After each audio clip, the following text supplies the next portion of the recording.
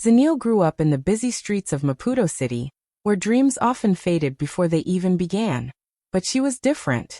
Every morning she walked past the market, watching her grandmother sell herbs and oils with a smile that never left her face. The scent of shea, coconut, and baobab always filled the air, and Zanele felt something stir inside her, a quiet belief that African beauty deserved to shine in its own way. She often told herself that one day, she would create something special, something that carried her grandmother's spirit but also her own voice. Her best friend, Nkiru, had been with her since they were little girls playing under the jacaranda trees. They shared everything, secrets, food, even dreams. Nkiru was bold and full of energy, the kind of girl who could make anyone laugh. Zanele was calmer, a thinker, someone who believed in building slowly. Together, they felt unstoppable. They used to sit on the roof of Zanele's small house, watching the city lights flicker, and promised that they would both escape poverty, side by side. Zanele's grandmother often warned her to be careful with ideas. "Child," she would say, "never show your seed before you plant it. People can smile with you while digging your hole." Zanele always laughed, believing that true friends were like family. She never thought Nkiru could ever hurt her. She trusted her completely. As years passed, Zanele started mixing oils in her tiny kitchen. She worked with old jars, pounding herbs with a stone grinder, testing scents and textures until her hands ached. Every time she found a new blend, she ran to Nkiru to share it. "Smell this.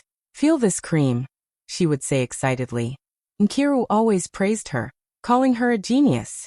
They dreamed aloud of creating a business together, one that would make African women proud of their natural beauty. Late at night, Zanele would whisper her plans, her hopes, and even her fears. She didn't realize that sometimes people don't share your dream. They only watch it grow so they can take it. But that night, as the candlelight flickered on their smiling faces, she still believed in loyalty, in friendship, and in the simple truth that love could never betray. One warm evening, the air was heavy and sweet with the smell of shea butter and morina leaves. Zanele stood in her small kitchen, her hands covered in oil, her mind filled with hope. The light flickered from a single candle, and sweat rolled down her face as she stirred the thick golden paste in a bowl. Her heart beat faster with every turn of the spoon.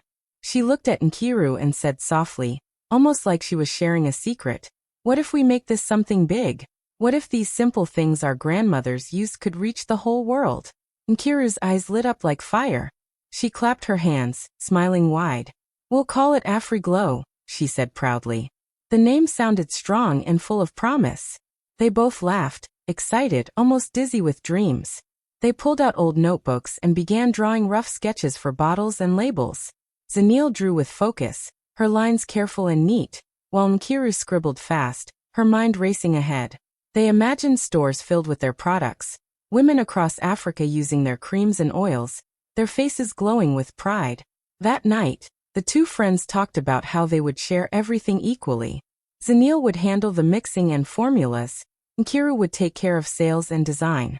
They even promised to write their names side by side on every product, created by Zanele and Nkiru. The dream felt real, almost close enough to touch. Zanele believed they had just built their future together. But while Zanele spoke with excitement, Nkiru stayed quiet for a moment, her eyes thoughtful. She smiled and nodded, yet deep down, something else was growing. The glow in her eyes wasn't just joy, it was hunger. She wanted more than to share the dream. She wanted to own it. She looked at the jars on the table, at the careful notes Zanele had written, and her mind began to race in another direction. Zanele didn't notice the shift. She was lost in her joy, her voice full of hope. As the night went on, laughter filled the little kitchen, and their dreams felt endless. But somewhere in that laughter, a shadow quietly took shape, one that would soon turn their friendship into heartbreak.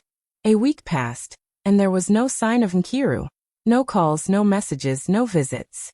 Zanele tried calling again and again, but every time the phone went unanswered, she began to worry, thinking maybe her friend was sick or had gone through some family problem.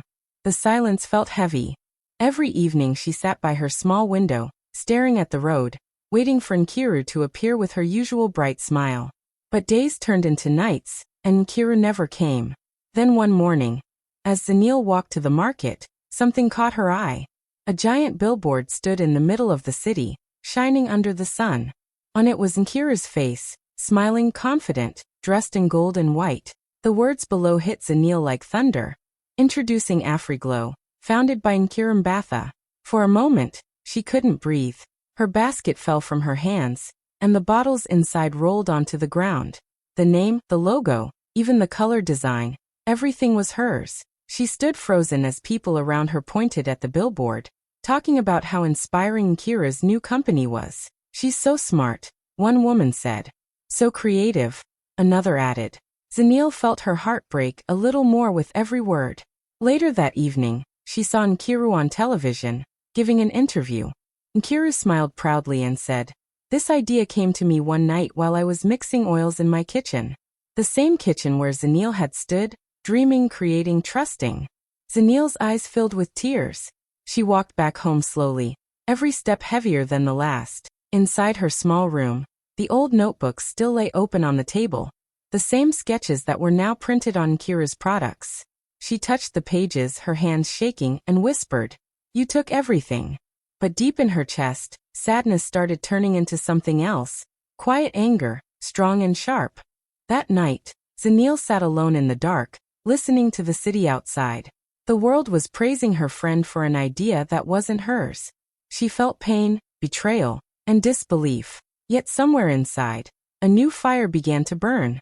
It was the beginning of a silent promise that one day, she would rise again, and this time, no one would steal her dream. Zanele lost everything within a few months. Her little savings were gone, used up trying to survive after the betrayal. Her landlord finally grew tired of waiting and threw her belongings outside. She stood there, watching the few things she owned scattered on the dusty road. A broken mirror, some clothes, and a box of empty jars. Her heart ached, but she didn't cry. She had no tears left. When she went to see her grandmother at the market, she found only smoke. A fire had burned the stall to the ground. The old woman sat quietly by the ashes, holding her walking stick. "Child," she said softly, "when life takes your roof, it means you're meant to build a palace." Those words stayed with her. Everyone she had trusted turned away. No one wanted to help the girl whose idea was stolen. She walked from shop to shop, looking for work, and was turned down again and again. But Zanele refused to give up. At night, she cleaned offices and washed floors. During the day, she sold small bottles of oil by the roadside. Every coin she earned, she saved carefully in a tin box under her bed. When she was alone, she kept hearing her grandmother's voice in her head. "You can't steal a woman's gift, only her peace." And Zanele finally understood. Nkira might have taken her idea, but she could never take the talent, the knowledge, or the heart behind it. That power was still hers. Slowly she began again. She bought a few ingredients: shea butter, coconut oil, hibiscus, and honey. Every night, she worked in silence, mixing and testing until her hands hurt. She named her new dream Zulu Essence, a brand born from pain but shaped by courage. This time, there would be no partners, no shared plans, no promises, only hard work and focus. When she finally printed the first label, she held the small jar close and whispered, "You are my second chance." The nights were long, and success felt far, but Zanele no longer feared failure. She had already lost everything once. Now she had nothing left to lose, and that made her unstoppable. Months went by, and Zanele kept working day and night, pouring her heart into every jar she made. She began sharing photos of her handmade creams and oils on social media. At first, only a few people noticed, but those few customers came back again and again, telling their friends how soft their skin felt and how natural the scent was. Slowly, her page started growing. Comments began filling up her posts. "This feels different. You can tell it's made with love. Who is this woman?" People were not just buying her products. They were connecting to her story. Zanele never bragged about her pain, but she didn't hide it either. She wrote simple captions like, "From my small kitchen to your hands. Made with hope." Those words touched hearts. Women began sharing her posts, saying she inspired them to believe in second chances. The story of the girl who rose from betrayal started spreading across cities. Orders flooded in from places she had never even visited. One morning, Zanele opened her phone and found dozens of messages from investors and shop owners who wanted to meet her. They saw something special in her. Not just a product, but a story of strength. With their help, she opened her first small shop in Durban. On the opening day, she stood outside the glass doors, her hands shaking with emotion. The shop was painted in warm golden colors, with shelves full of neat jars that carried her dream. Each product label had a line she had written herself. Born from betrayal, built by belief. It was short but powerful. Customers loved it, and it became her signature phrase. Everyone who bought from her felt they were holding a piece of her journey, the strength to start again after being broken. Soon, her brand became more than just a business. It turned into a movement. People online began using her quote to describe their own struggles and victories. Her products went viral, and her name became a symbol of resilience. Zanele had turned her pain into power, her loss into light. The same world that once ignored her was now celebrating her, and this time she stood tall, not as someone's shadow, but as her own success story. While Zanele's new brand was growing, Nkiru's Afri-Glow began to fall apart. At first, everything looked perfect. Big advertisements, smiling models, and fancy stores. But soon, people started complaining. Customers posted pictures online showing red skin and rashes after using her creams. Some said the oils smelled strange. Others said the products were fake. What had once been praised as pure and natural was now being called dangerous. The same people who had once admired her were now warning others to stay away. Social media turned against her overnight. Angry comments filled her page. "You lied to us. You stole someone's idea. You're selling poison." The hate spread like fire. Magazines that once called her the face of African beauty began writing stories about her downfall. Journalists started digging into her past, finding out that many of her claims were false. The recipes, the slogans, even her story. One by one, her investors pulled away. They didn't want to be part of the scandal. Her business partners stopped answering her calls, and stores removed Afri-Glow products from their shelves. Nkiru tried everything to fix it. She offered discounts, apologized to customers, and posted emotional videos. But no one believed her anymore. The trust was gone. She sat alone in her big office, surrounded by unsold boxes of products. Her dream, once bright, now felt empty. Each night she opened her phone and looked at Zanele's growing success. She typed messages like, "Can we talk?" and "I'm sorry," but Zanele never replied. As weeks passed, Nkiru's company collapsed completely. Her workers left, the office rent went unpaid, and her name became a warning instead of an inspiration. People in the city whispered when they saw her, "That's the woman who stole her friend's dream."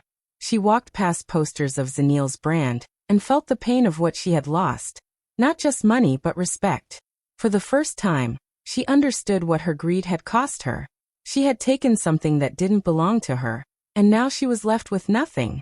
The success she had stolen had turned to dust in her hands, and all that remained was the echo of her own betrayal. The African Business Expo in Nairobi was packed with people from all over the continent. Business owners, investors, journalists, and dreamers.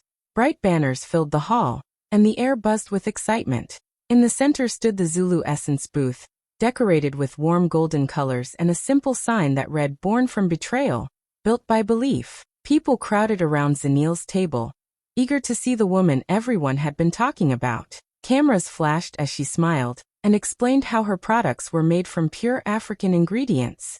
Her calm voice carried power, and her story touched every heart that listened. Reporters surrounded her, asking, "What inspired your brand?" Zanele paused, looking thoughtful. Then she said gently, "Pain and forgiveness." Her answer was short, but it carried so much truth that the crowd went silent for a moment. Everyone could feel that she had turned her struggle into something beautiful. Across the room, at a nearly empty stall, stood Nkiru. Her table was small and plain, covered with leftover Afri-Glow bottles that no one wanted anymore. She watched as people gathered around Zanele, clapping and taking pictures. Her eyes filled with tears she couldn't hide. The noise around her faded, and all she could hear was the echo of her own regret. She realized that what she had stolen gave her fame for a moment, but what Zanele had built gave her respect forever. When Zanele noticed her, she didn't look away. She walked calmly through the crowd until she stood in front of Nkiru's lonely booth. The two women stared at each other, one carrying shame, the other peace. Nkiru lowered her head, unable to speak. Zanele reached out her hand and said softly, I hope you learned. Ideas can be stolen, but destiny cannot. Kira's lips trembled. She wanted to apologize, but no words came out. Zanele gave a small smile and turned back toward her booth. As she walked away, the crowd parted for her, cameras flashing once more. In that moment, everyone could see the difference between borrowed success and true greatness.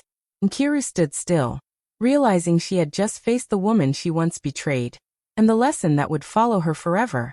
Months later, Zanele's brand had become one of the fastest-growing beauty companies in the country. Orders poured in from across Africa, and even from other continents. Her small team worked day and night to keep up. The demand grew so high that Zanele decided to open new branches and hire more people. She wanted fresh minds, passionate workers, and people who believed in the same vision that had carried her through pain and success. One afternoon, she sat in her bright office, going through a pile of job applications. Names and resumes passed before her eyes until one name made her stop. Nkirumbetha. For a long moment, she just stared at the paper. The same name that once represented betrayal now sat on her desk, asking for another chance. Zanele leaned back in her chair, memories flashing through her mind. The laughter, the stolen idea, the billboard, and finally, the look in Nkiru's eyes at the expo. Her assistant waited for instructions, but Zanele quietly said, "Let her come." The next morning, Nkiru walked into the interview room nervously, holding her small bag close to her chest. Her clothes were neat but simple, and her face showed both fear and regret. When she looked up and saw Zanele sitting across the table, she froze. Her mouth opened slightly, and her voice shook as she whispered, "Zanele." She couldn't finish the sentence. Zanele didn't interrupt. She simply smiled, calm, confident, and full of grace.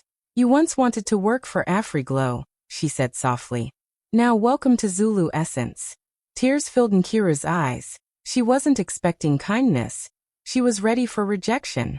For a moment, she couldn't move or speak. Zanele extended her hand, and Nkiru slowly shook it, her heart heavy with guilt but also with a strange sense of peace. That simple handshake said everything: forgiveness, strength, and a new beginning. Zanele had no hatred left. She had outgrown the pain. And Nkiru, who once stood on top through lies, now stood humbly before the woman she had wronged, ready to rebuild her life, this time with honesty and respect. Under Zanele's guidance, Nkiru began her new job with quiet determination. She no longer walked with pride or tried to be seen. Instead, she arrived early every morning and stayed late at night, doing her work carefully and with respect. She spoke little and listened more, learning everything she could about the company she had once tried to destroy. Every time she passed the Zulu Essence logo printed on the walls and packaging, her heart tightened. It was a daily reminder of the dream she had stolen, and the friend she had betrayed, but it also reminded her of the second chance she had been given. She watched Zanele lead with calmness and kindness. Zanele treated every worker fairly, no matter their position. She never raised her voice or showed pride, even though she was now one of the most successful young businesswomen in Africa. Seeing that strength and humility every day changed Nkiru. She realized that real power didn't come from fame or money. It came from peace, patience, and forgiveness. Weeks turned into months, and slowly, the distance between them began to fade. They started to share small conversations, about work, about new ideas, and sometimes about life. Nkiru noticed how Zanele always spoke with hope, never bitterness. That inspired her to do better, to rebuild her name the right way this time. One evening, when most of the staff had gone home, Nkiru found herself standing in Zanele's office. Her eyes were full of tears as she said softly, "I ruined everything, yet you still let me rebuild beside you." Her voice broke halfway through, and she lowered her head in shame. Zanele walked over and placed a gentle hand on her shoulder. "You didn't ruin everything," she said with a warm smile. "You reminded me who I truly am." Those words hit Nkiru's heart deeply. For the first time in years, she felt free from guilt. They hugged, both women silent, but full of understanding. The pain of the past was still there, but it no longer controlled their lives. What once was a story of betrayal had now turned into a story of forgiveness, strength, and two women finding peace on the same path again. Years later, Zanele spoke at a women's conference, standing before thousands. "Your pain will plant your future," she said. "Your enemies may steal your seeds, but only you can make them grow. Behind her on stage, Nkiru stood proudly, now head of marketing for Zulu Essence. The crowd roared, and somewhere in that sound, the spirits of African ancestors whispered, "Forgiveness doesn't weaken you. It crowns you." Don't forget to like, comment, share, and subscribe. See you in the next video with another powerful story.